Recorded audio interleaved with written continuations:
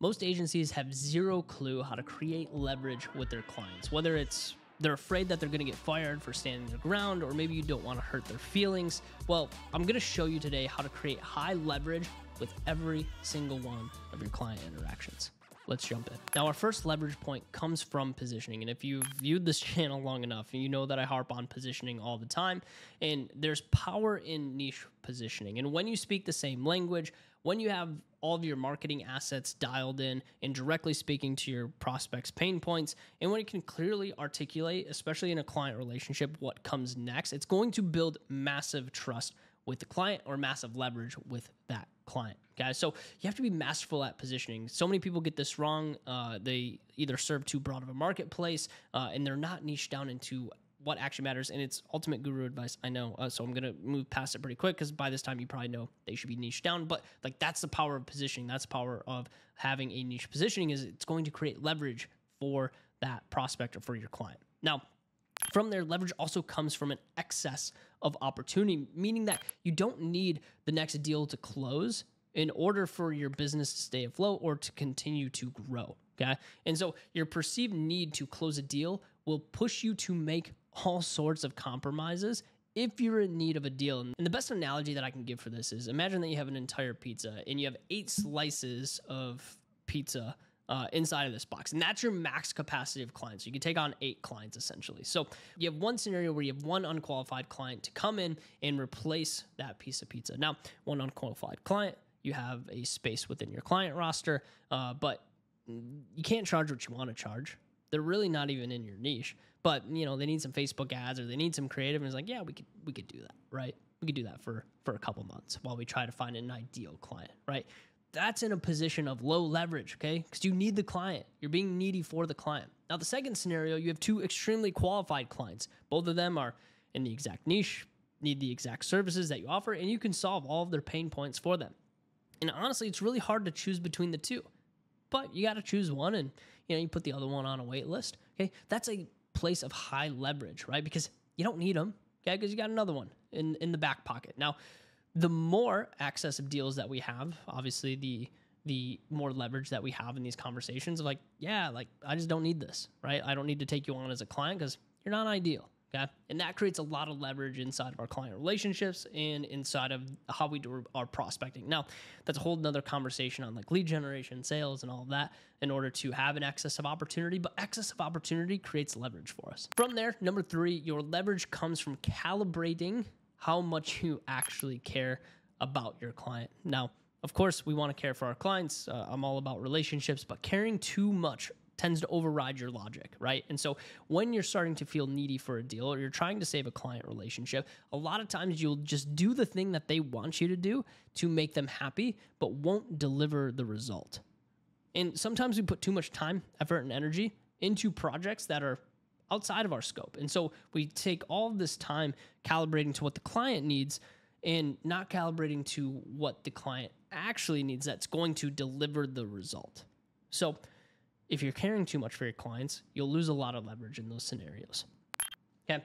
Now, your leverage also comes from a little something called the black box, or some sort of model that only you have access to. Now, I call this intellectual property. Some people call it the black box, but intellectual property that your clients won't get access to anywhere else. So like specific solutions, like you probably have core pain points that each of your clients go through, whether it's like getting enough leads, getting enough customers, increasing lifetime value. There's probably strategies that you guys have in order to do that. Well, if it's just the ability to increase lifetime value or lower the customer acquisition cost, something along those lines, well, everyone can do that. Every agency can do that. Why is that different from you? There's no leverage built there because I could just go to another shop and get exactly what they were delivering before. So how can we turn that into intellectual property and kind of think of this as like a prepackaged solution, even though I know it's that you're running a service, that when your client hits a specific roadblock, you already have the solution pre-made, but it's a very specific solution. It has very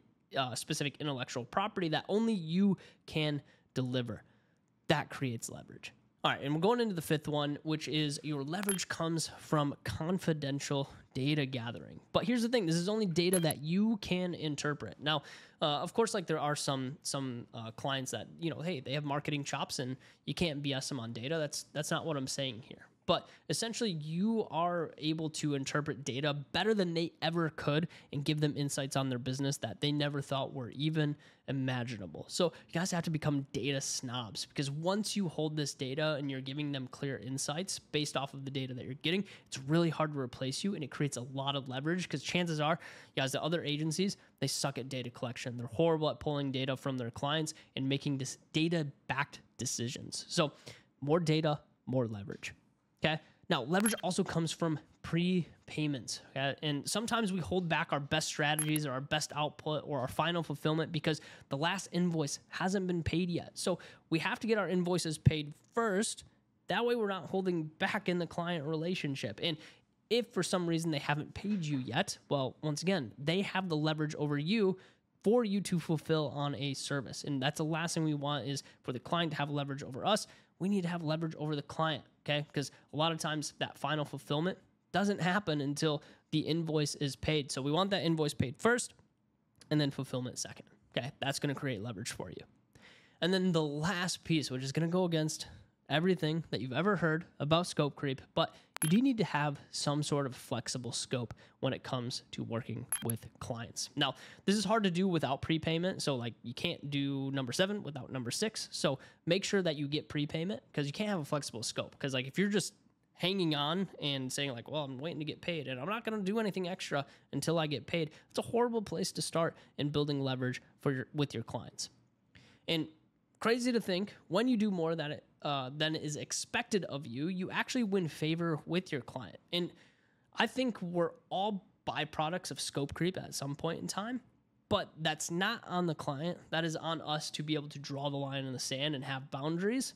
That's not the client's responsibility. That's your responsibility as the agency owner, as the business owner, delivering the service. Now, where does leverage come from when it comes to flexible scope? Well, simply, we're winning extra favor with the client that chances are other agencies aren't delivering on. They're not over exceeding on the expectations. I have this quote that we always utilize inside of our businesses, which is under promise, over deliver. Okay. Like we set the deliverables, we sell them at a lower deliverable, but we know coming into the relationship, we're going to deliver this amount of deliverables over expectation. That way we're always exceeding expectations for our clients, okay? And that builds leverage. And that's how you create leverage with every single client interaction that you have. And if you create leverage with every single client that you have, you're going to keep them for longer and you're going to deliver a better service overall, and be able to actually fix the pain points and deliver what you said that you could deliver when you first sold them.